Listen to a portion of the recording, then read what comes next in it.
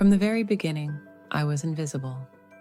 Not because I wanted to be, but because my sister, Olivia, was the star of our family. Their golden girl, the one who could do no wrong.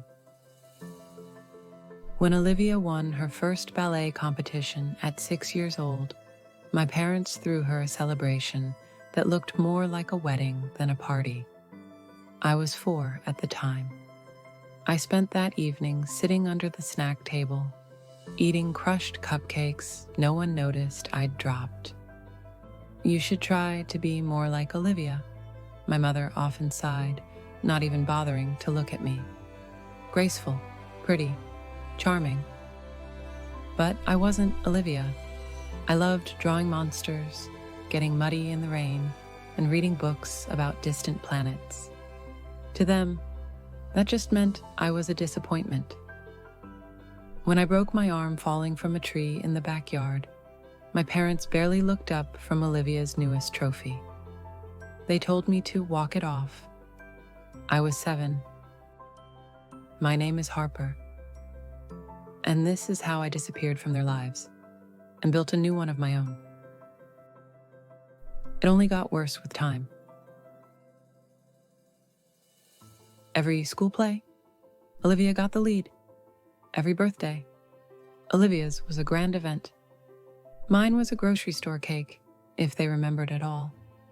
When I got accepted into the state's top art program in 8th grade, my mother barely acknowledged it. "You should really focus on real things," she said. Like Olivia, she's applying to modeling agencies. Every win of mine was met with indifference, or worse, quiet resentment. By high school, I stopped telling them anything at all. They didn't care, and honestly, neither did I anymore. I worked 2 part-time jobs to save up for college. Meanwhile, my parents spent thousands flying Olivia to competitions across the country. When I graduated high school as class valedictorian, they didn't even show up. They were too busy attending Olivia's very important photo shoot. I gave my speech to a sea of strangers, smiling parents everywhere. None of them were mine.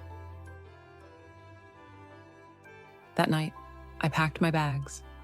No tears, no drama, just quiet resolve.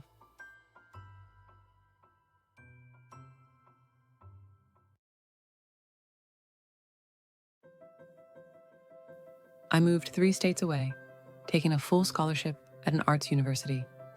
I slept on an air mattress, ate instant noodles, and built my portfolio night after night. I didn't need them. I never did. Fast forward 6 years. I was no longer Harper, the forgotten daughter. I was Harper Wren, the illustrator behind some of the biggest fantasy book covers in the world. My art was in bookstores, airports, magazine covers. My name was finally my own. And then they found me. An email from my mother. "Olivia has some amazing ideas for a children's book series. We'd love for you two to work together. Family should support family, after all." No apology, no recognition of the years of being ignored. Just, Olivia needs something. Again. I almost deleted the email. Almost. But something inside me shifted. I wrote back immediately. "I'd love to help, Olivia," I said. "Meet me at my studio next Thursday at noon. We'll discuss everything." They arrived right on time.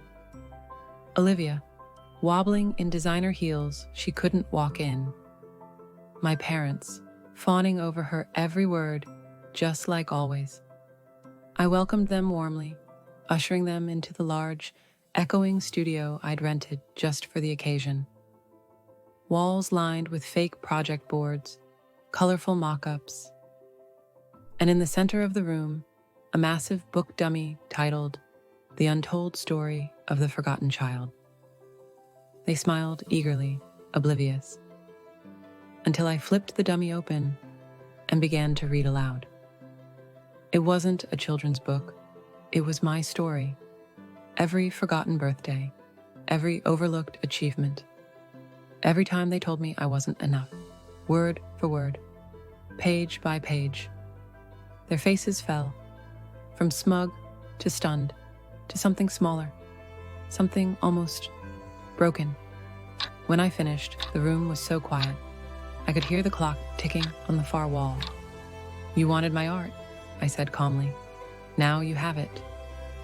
I turned and walked away, leaving them standing there, tiny, irrelevant, in a world I had built without them. They had made their choice years ago, and finally, so had I.